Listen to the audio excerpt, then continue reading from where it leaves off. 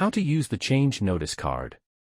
Change Notice, also known as Endringsmelding, allows users to record major changes in project scope after a contract is signed.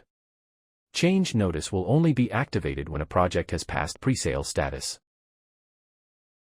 During presale, you can still edit the fields directly from the card.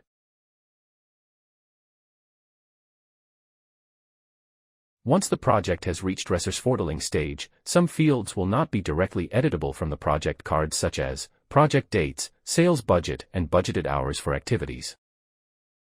When the fields are locked, to make any necessary changes you must first go to Change Notice card.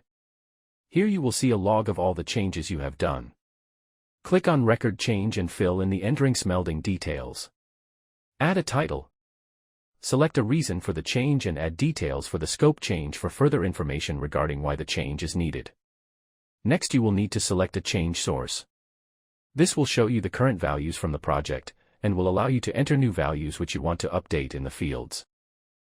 If you do not select on the change source, then the changes will not be published for those cards. You can select if the type of change is for internal purposes, meaning changes due to company reasons, or external reasons like customer or partner request.